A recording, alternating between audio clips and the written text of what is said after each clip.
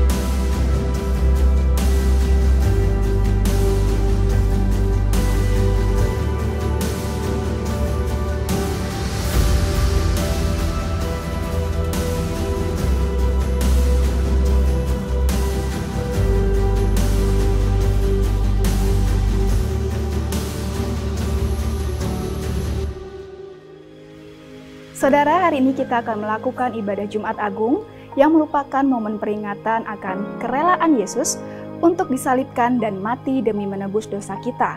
Siapkan hati saudara untuk menerima berkat rohani melalui pujian penyembahan dan firman Tuhan yang akan disampaikan oleh Pendeta Tommy Simanjuntak dengan tema Paid in Full, sudah lunas dibayar. Dan setelah firman Tuhan, kita akan melakukan perjamuan kudus. Mohon siapkan roti dan anggur perjamuan saudara. Selamat beribadah, Tuhan Yesus memberkati.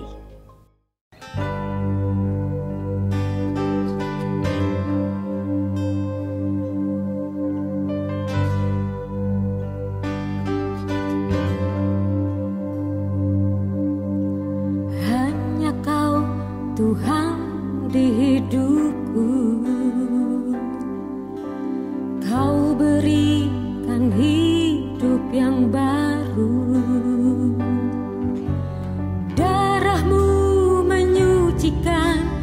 Pulihkan hatiku, ku nyatakan Kaulah segalanya. Engkaulah sumber pengharapan, kuasa-Mu sanggup menyembuhkan. Jiwaku pun berserah hanya kepadamu, Yesus, Kaulah segalanya.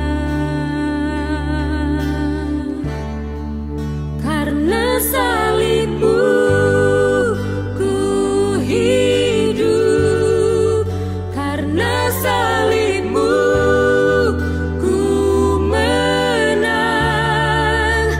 Engkau yang berkuasa sanggup untuk melakukan mujizat-Mu di hidupku.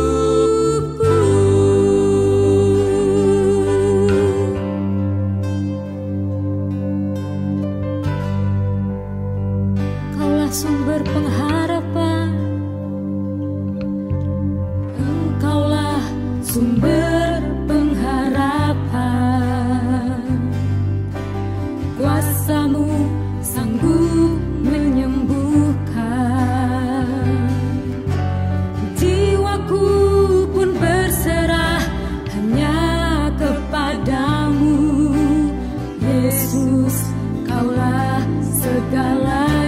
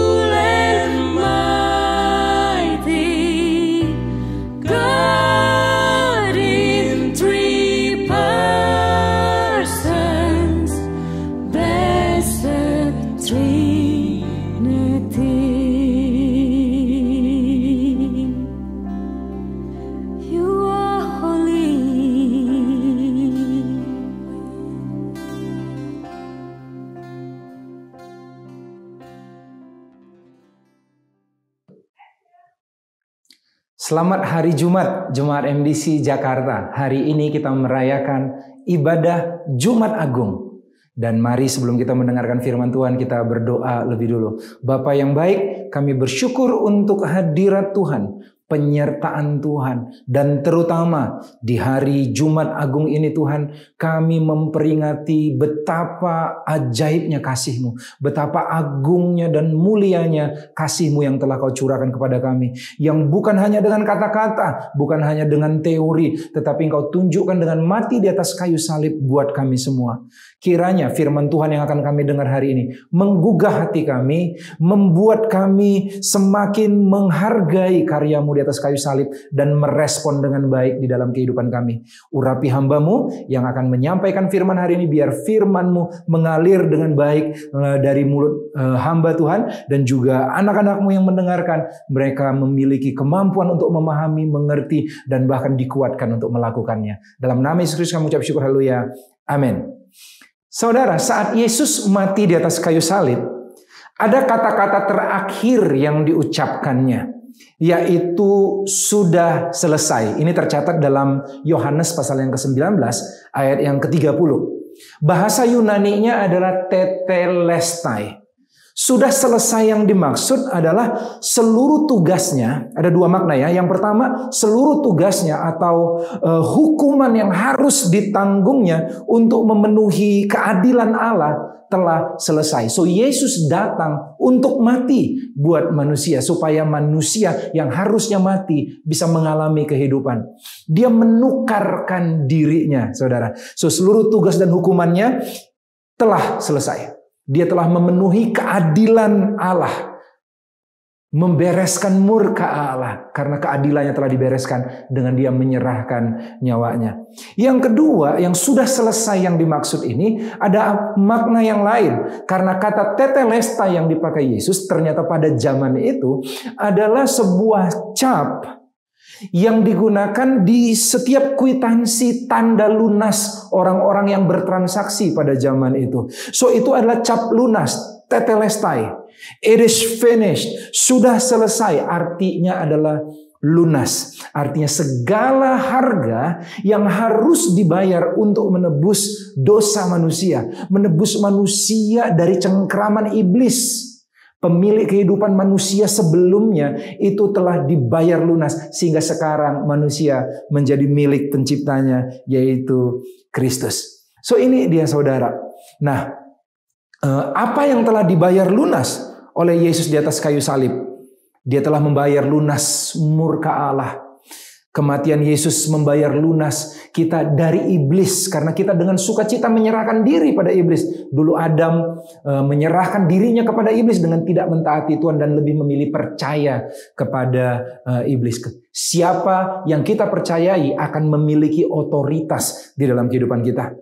Dan juga Tuhan lewat kematiannya di atas kayu salib telah menebus kita dari dosa dan kesia-siaan hidup. 1 Petrus 1 ayat 18 bilang, kita telah ditebus bukan dengan emas, bukan dengan perak, tetapi dengan darah yang mahal. Dan kita ditebus dari dosa dan hidup yang sia-sia. Tetapi ada satu lagi yang ya Tuhan menebus kita. Tuhan menebus kita dari satu hal ini yang seringkali jarang dibicarakan.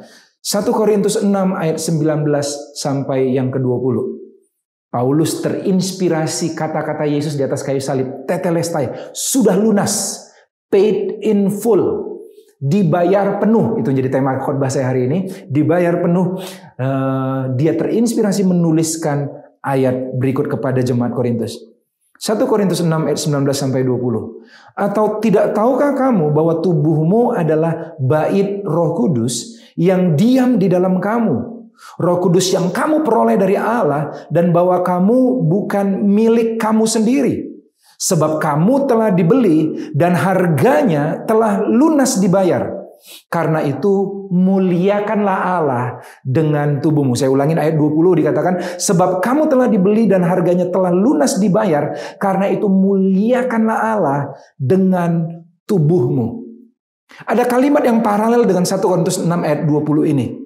Sebab kamu telah dibeli dan harganya lunas, paid in full. Karena itu muliakanlah Allah dengan tubuhmu. 1 Korintus 7 ayat 23 berkata seperti berikut. Kamu telah dibeli dan harganya telah lunas dibayar. Karena itu janganlah kamu menjadi hamba manusia. So premis pertamanya sama. So keduanya kemungkinan sama. So kamu telah dibeli dan harganya lunas dibayar. Karena itu muliakan Tuhan. Karena itu jangan jadi hamba manusia. So bagaimanakah cara memuliakan Tuhan lewat tubuh kita adalah dengan tidak menjadikan tubuh kita adalah hamba bagi manusia. Siapakah manusia itu? Diri kita dan orang lain.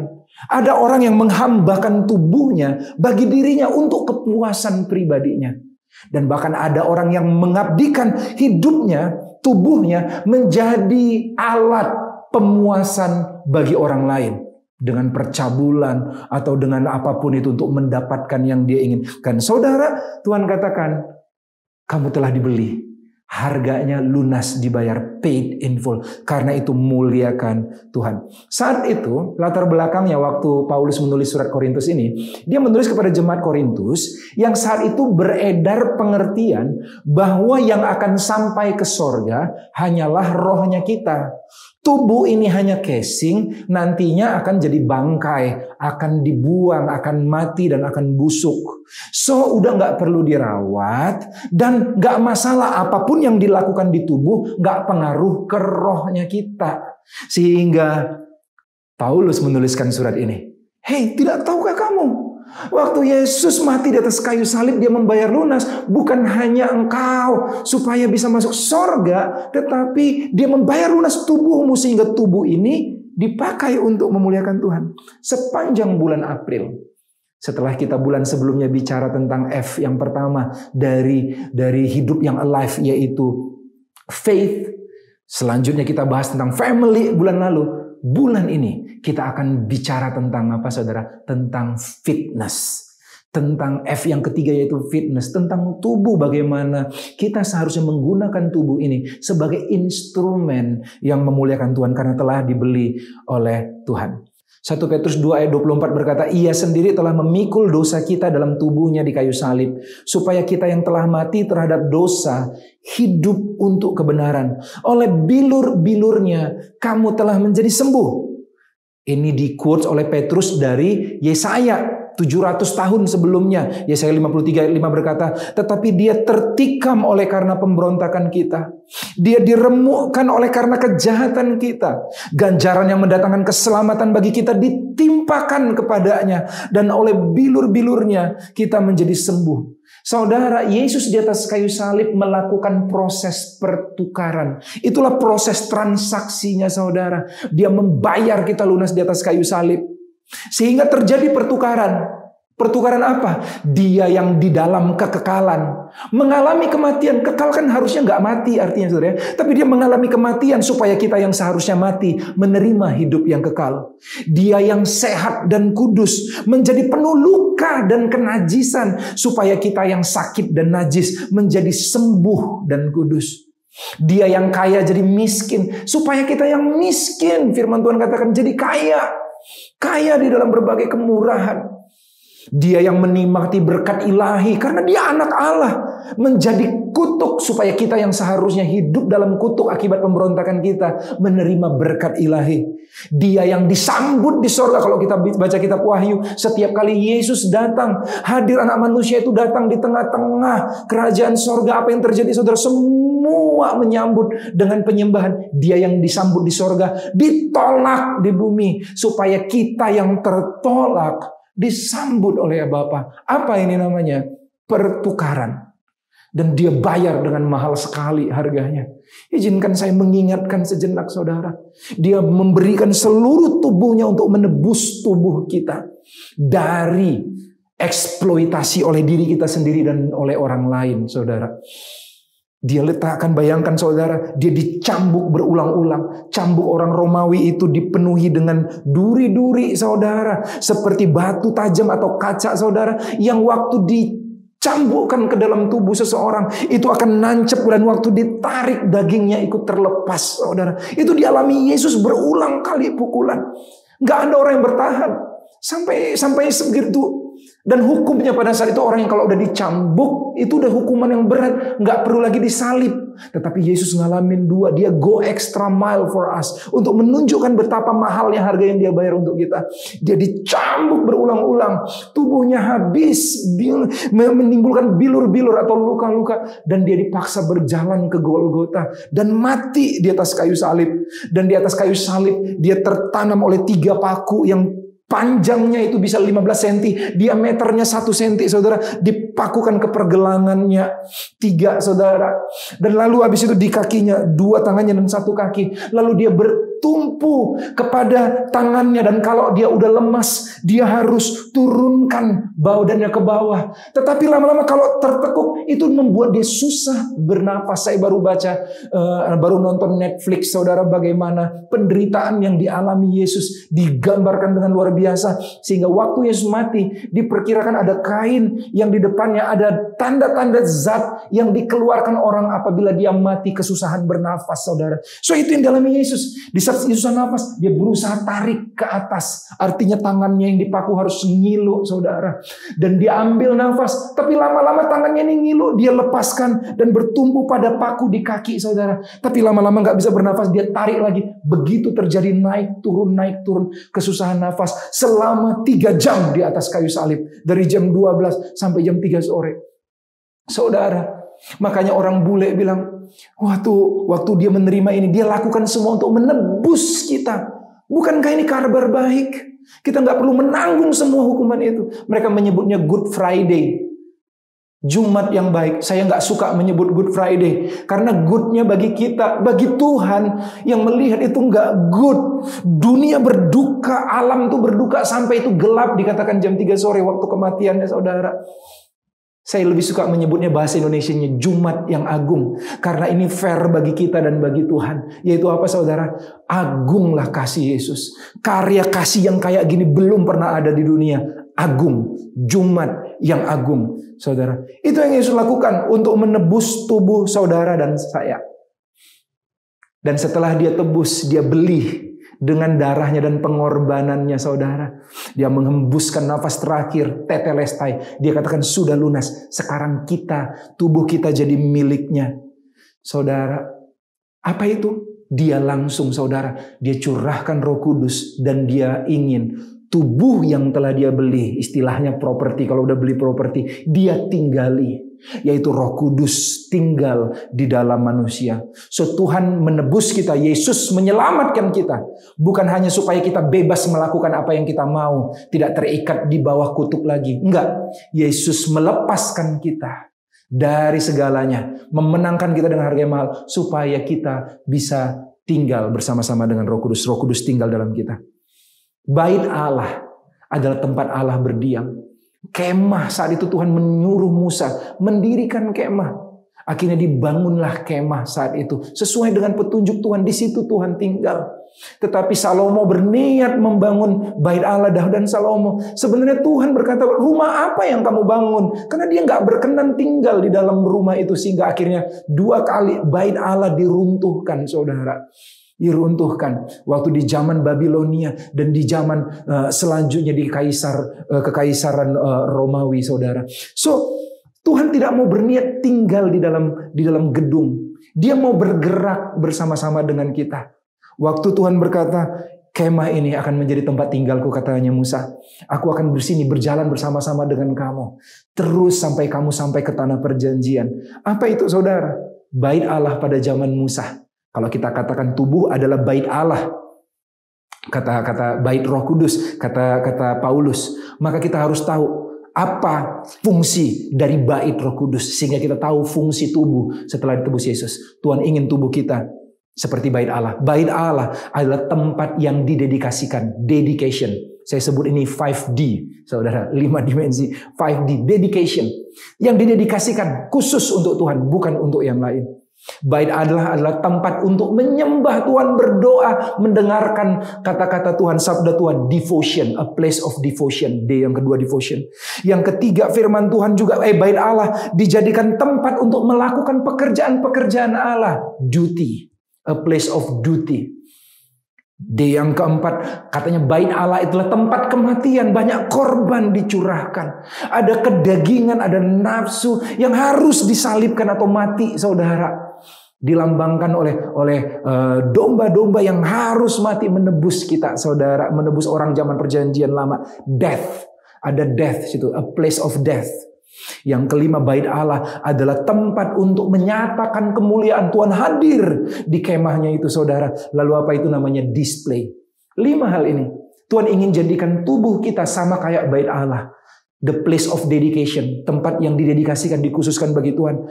A place of devotion, tempat di mana kita melakukan penyembahan dan bertemu dengan Tuhan. A place of duty, tempat di mana Tuhan bisa bekerja dan kita bisa bekerja buat Tuhan. A place of death, tempat kita mematikan segala nafsu dan keinginan-keinginan kita. A place of display, tempat di mana Tuhan berniat menunjukkan kepada dunia, inilah contoh hidup yang telah diubahkan oleh Tuhan. So, tubuh kita adalah bait Allah.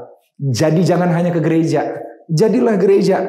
Jangan hanya bersaksi, jadilah kesaksian itu sendiri. Saudara, saya akan baca ulang 1 Korintus 6 ayat 19 sampai 20 untuk kita tahu apa maknanya.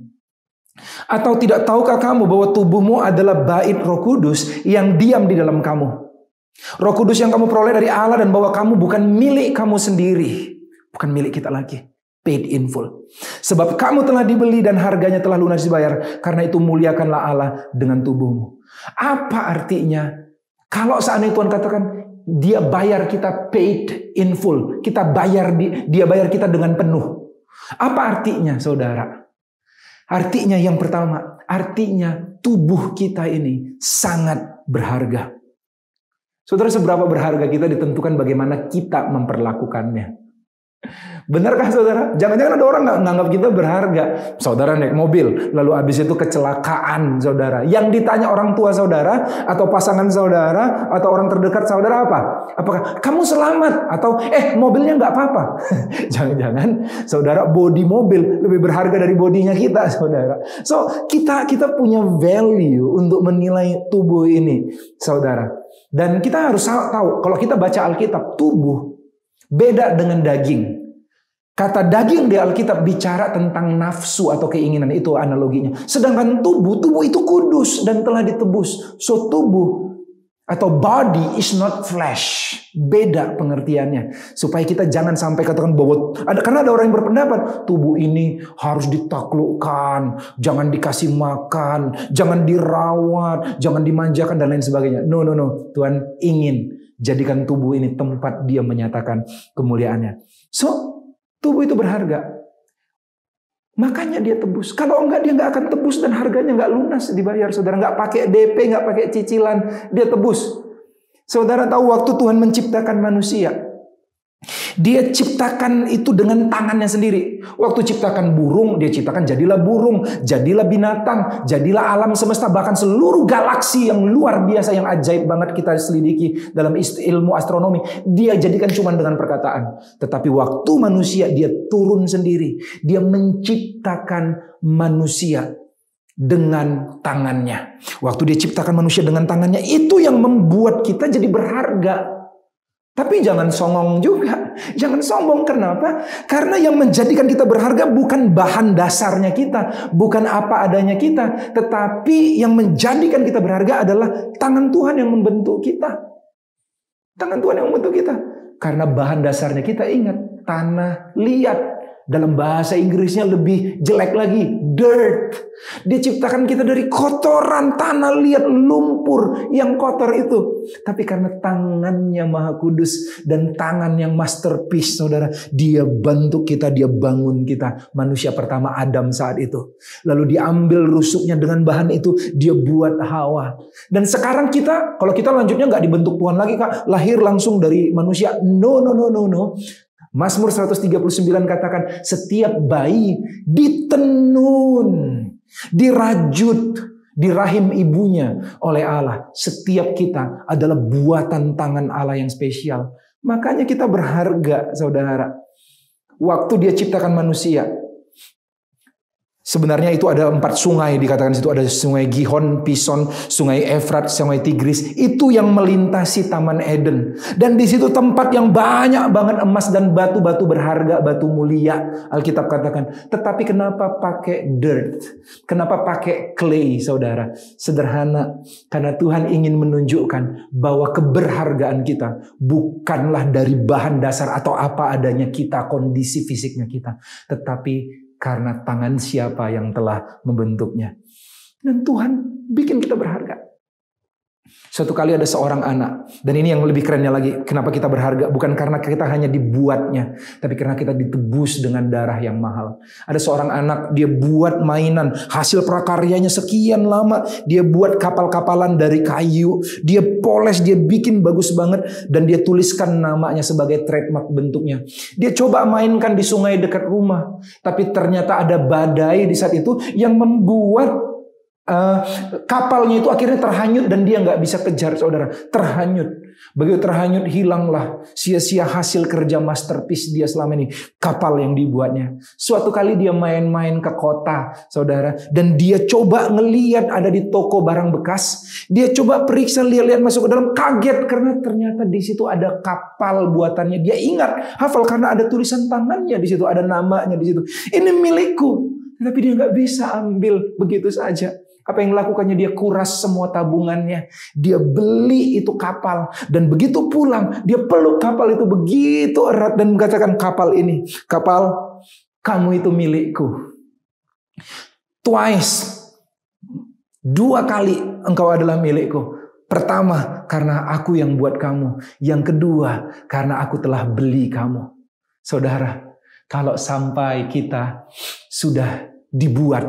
Dan setelah dibuat, diapain saudara? Dibuat dengan cara yang ajaib, dengan cara yang begitu berharga. Lalu diapain? Lalu ditebus. Dibayar mahal.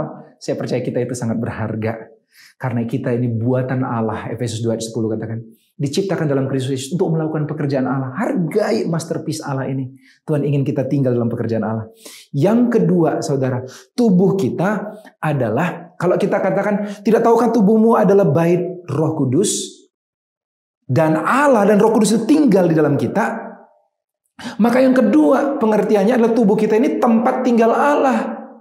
Bukan dijadikan rumah kontrakan, dikontrakin sama orang lain. Tuhan tinggal sendiri di dalam kita.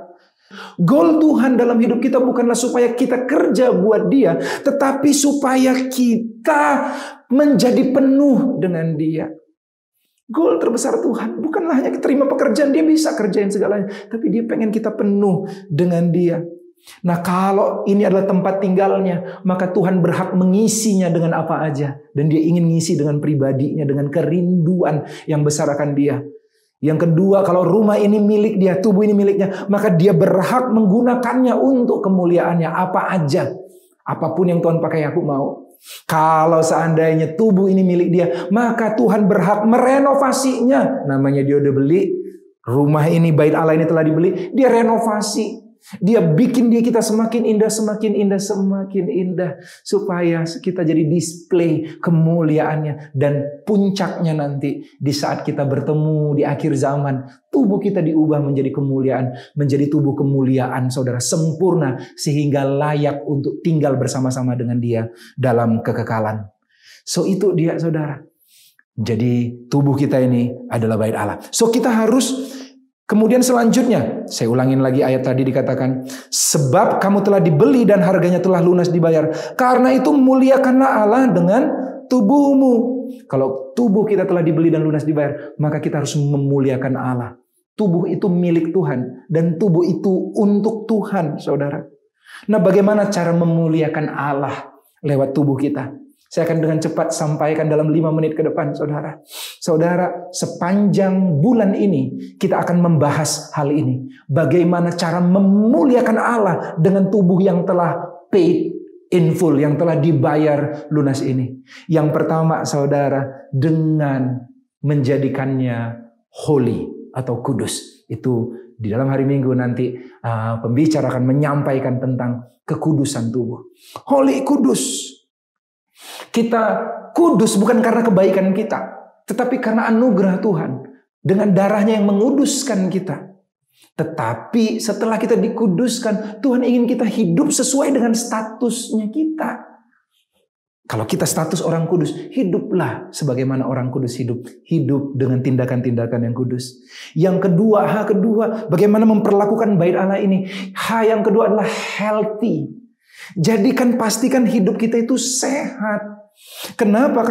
Karena Tuhan katakan bahwa tubuh ini kita harus rawat, tetapi bukan alasannya supaya kita hebat, tetapi supaya Tuhan dimuliakan lewat tubuh ini. Kita bukanlah pemilik tubuh ini, kita pengelola. Kita udah sering dengar bahwa uang, kita fair, berlaku uang adalah bukan milik kita, itu milik Tuhan. Kita hanya pengelola. Kita hanyalah hamba yang mengelolanya. Demikian juga dengan tubuh. Karena tubuh ini telah dibeli Tuhan dan lunas dibayar. Maka tubuh kita bukanlah milik kita, tetapi milik Tuhan. Kita hanya pengelola.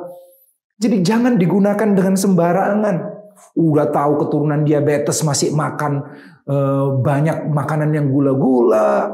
Udah tahu obesitas, saudara, masih terus aja makan tanpa rem. Udah tahu kesehatan buruk, masih terus aja ngerokok, saudara. Boro-boro olahraga ke Alfamart yang 100 meter aja, saudara, mesti naik motor, saudara. Nggak pernah berkeringat. Pokoknya segala sesuatunya itu kita nggak latih, kita nggak rawat tubuh kita. Maka apa yang terjadi? Jangan salah, suatu saat nanti adalah pekerjaan-pekerjaan Tuhan, aktivitas-aktivitas yang memuliakan Tuhan jadi terhenti dalam hidup kita karena fasilitasnya nggak mendukung tubuh kita. Yesus, dia tahu kehendak Allah besar bagi dia, yaitu harus sampai mati di atas kayu salib sesuai nubuatan di kitab Perjanjian Lama. Saya yakin Yesus benar-benar menguatkan tubuhnya. Dia bisa pelayanan sampai malam, saudara. Dia seimbang, ada waktunya istirahat, ada waktunya kerja, ada waktunya makan. Dan tahu nggak apa yang terjadi, saudara? Yesus, dia waktu dicambuk itu udah capek banget. Tetapi apa yang terjadi? Dia tidak mati dicambuk. Dia teruskan berjalan terus dengan memikul salib di tengah-tengah luka yang membuat dia begitu lemas, saudara. Tetapi sampai di kayu salib dan sampai dia bisa bertahan di Bukit Golgota. Kenapa? Karena tubuhnya mendukung. Jangan sampai kita nggak sampai kepada rencana Allah yang sempurna karena tubuh kita nggak ngedukung. H yang ketiga adalah hearty. Bagaimana caranya? Adalah hearty dengan penuh ketulusan, dengan segenap hati dan kekuatan. Kita melayani Tuhan menggunakan tubuh ini, saudara. Jangan sampai tubuh ini jadi bukan jadi hamba Tuhan, tapi hambatan Tuhan untuk memberitakan kebaikan bagi orang lain. Yang keempat, lalu kita harus menggunakan tubuh ini supaya apa, saudara? Supaya orang melihatnya happy.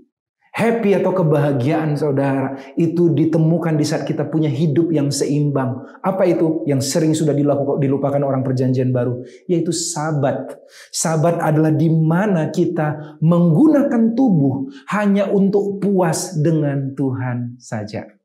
Saudara, saya bertobat dari penggunaan tubuh yang salah sekian lama. Saya belajar tentang yang namanya sacred rhythms, yaitu irama kudus. Bahwa hidup ini ada iramanya, polanya sehari-hari. Bukan hanya hari Minggu doang melakukan sesuatu dengan luar biasa gila-gilaan buat Tuhan. Tapi setiap hari adalah penyembahan. Kenapa? Karena we carry the presence of God. Hadirat Tuhan, pribadi Tuhan dalam tubuh kita tiap hari. Dia bukan cuma tinggal dalam kita hari Minggu, lalu hari biasa-biasa hilang, meninggalkan kita. Enggak. Kita carry dia setiap hari. Kita berhubungan. Bait Allah atau tubuh ini tempat kita bertemu dengan Tuhan tiap hari.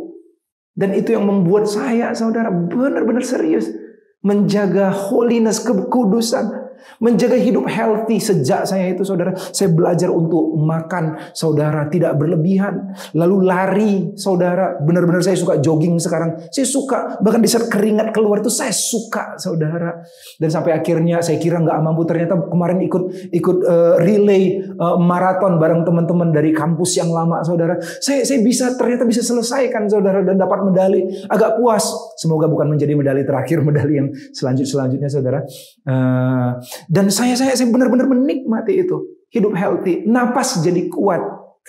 Kemudian hearty, melayani, gak hitung-hitungan saudara. Mau capek gimana? Saudara dengar khotbah paling 30 menit. Saya menyiapkan ini bisa 2 malam, 3 malam gak tidur-tidur saudara. Tidur sebentar doang. Hanya untuk menyiapkan saudara.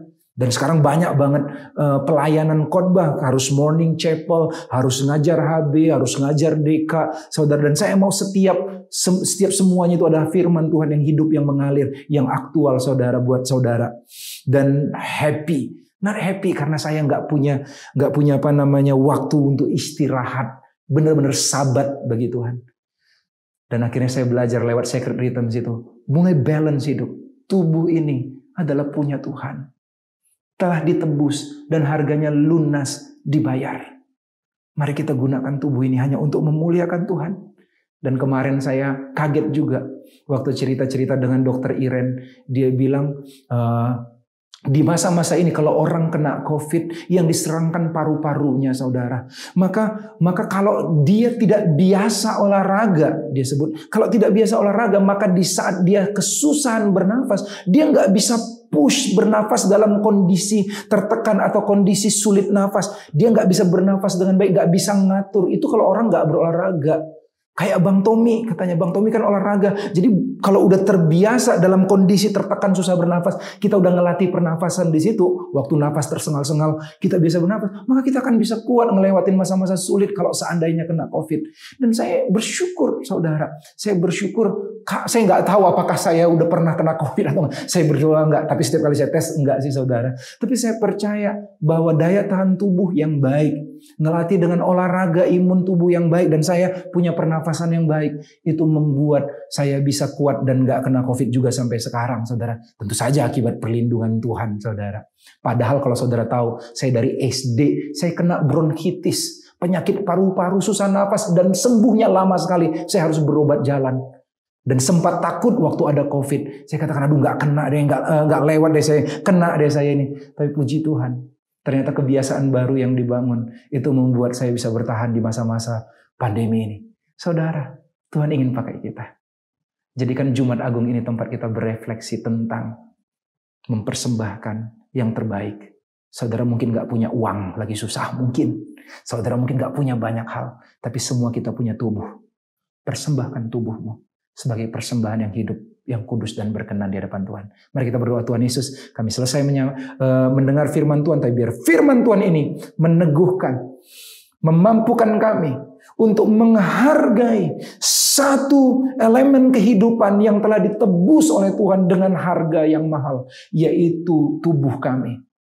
Tuhan, biar kami menggunakan tubuh kami ini, mempersembahkan tubuh kami ini holy, healthy, hearty dalam pelayanan, dan happy Tuhan, karena hidup seimbang.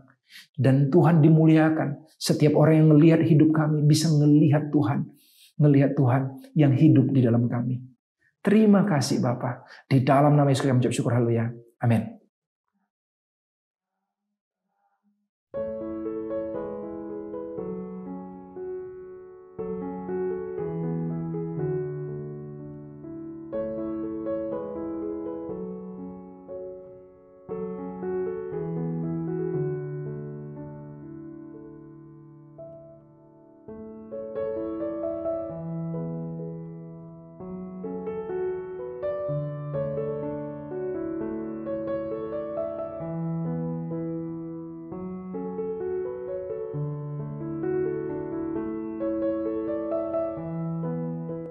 Saudara, kita akan memasuki perjamuan kudus.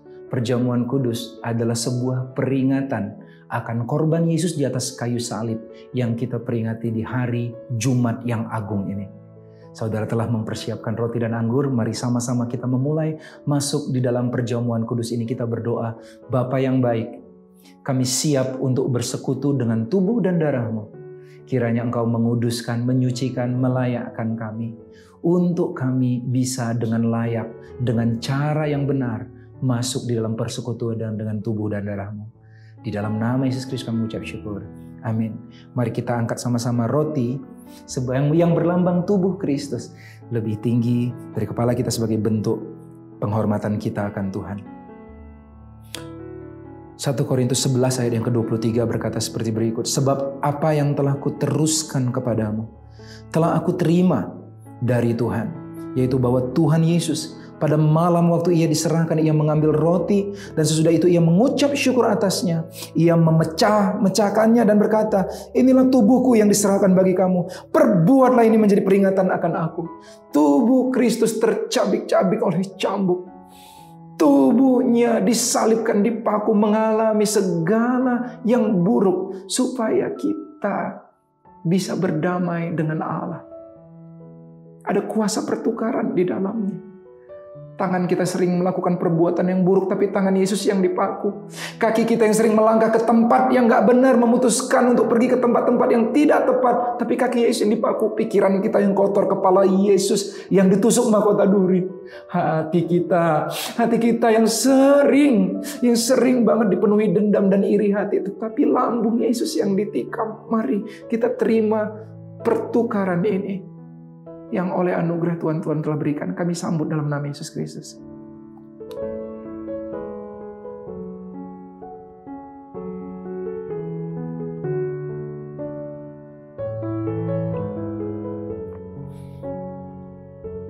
Mari kita angkat sama-sama. Cawan kita lebih tinggi dari kepala kita sebagai bentuk penghormatan kita kepada tubuh Kristus, pada darah Kristus. Anggur di dalam cawan ini berlambang darah Kristus. Demikian juga ia mengambil cawan sesudah makan. Ia berkata, cawan ini adalah perjanjian baru yang dimateraikan oleh darahku. Perbuatlah ini setiap kali kamu minumnya menjadi peringatan akan aku. Sebab setiap kali kamu makan roti ini dan minum cawan ini, kamu memberitakan kematian Tuhan sampai ia datang. Mari kita sama-sama sambut darah Kristus yang menjadi awal perjanjian yang baru, bahwa Tuhan tidak lagi memperhitungkan hukum Taurat atas kita, tetapi Dia menuliskan hukumnya di loh hati kita. Perjanjian bahwa mulai sekarang kita bukan anak-anak pemberontak, tetapi anak-anak Allah yang hidup. Dan terutama perjanjian bahwa sekarang kita terikat dalam perjanjian untuk memberitakan kematian Yesus Kristus sampai kedatangannya yang kedua kali. Sama-sama kita sambut dalam nama Yesus Kristus.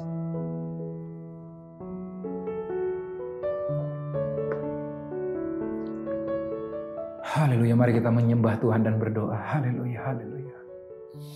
Terima kasih Tuhan untuk tubuh dan darah-Mu. Kami adalah ciptaan yang baru, yang lama sudah berlalu, yang baru sudah datang. Izinkan kami memuliakan Tuhan lewat segenap karya penebusan-Mu. Hidup kami ini, tubuh kami ini untuk kemuliaan Tuhan. Di dalam nama Yesus kami ucap syukur, haleluya. Amin. Puji Tuhan. Kita sudah tiba di akhir ibadah hari ini. Jadilah pelaku firman. Kabarkan kabar baik ini agar semakin banyak orang mengalami penebusan Tuhan. Amin. Sebelum mengakhiri ibadah hari ini, marilah kita memberikan persembahan sebagai salah satu cara ungkapan syukur kepada Tuhan penebus kita. Persembahan dapat ditransfer ke nomor rekening atau ke QR Code yang tertera di layar. Mari kita berdoa untuk persembahan, berdoa untuk jemaat, berdoa untuk bangsa, dan akan saya tutup dengan doa berkat. Mari kita berdoa. Kami bersyukur Tuhan buat hari ini, hari yang indah buat kami semuanya. Biar Jumat Agung ini Tuhan membawa kami terus hidup dalam kemuliaan Tuhan. Karena kami sadar hari ini kami ada, karena karya penebusan-Mu bagi kami semuanya. Tuhan, kami berdoa untuk setiap persembahan yang kami berikan pada hari ini. Biar kiranya berkat, kasih, dan anugerah Tuhan melimpah atas kami semuanya. Dan kami berdoa buat setiap jemaat, apapun kondisi mereka, dimanapun mereka berada, yang sakit Tuhan sembuhkan, yang lemah Tuhan berikan kekuatan. Dan kami percaya Tuhan datang kepada setiap mereka tepat waktunya. Terima kasih Tuhan, kami berdoa juga buat bangsa ini. Biar bangsa ini boleh dapat keluar dari masalah COVID-19 ini yang sudah lama kami alami. Dan kami percaya semuanya akan berakhir dalam tangan rencana Tuhan. Terima kasih ya Tuhan. Mari jemaat Tuhan yang kekasih, angkatlah kedua tanganmu dan terimalah berkat Tuhan. Berkat kasih dan anugerah dari Allah Bapa kami yang di sorga, cinta kasih dari Tuhan Yesus Kristus, dalam persekutuan yang erat dengan Roh Kudus, menyertai Bapak Ibu Saudara sekalian, sampai selama-lamanya. Amin.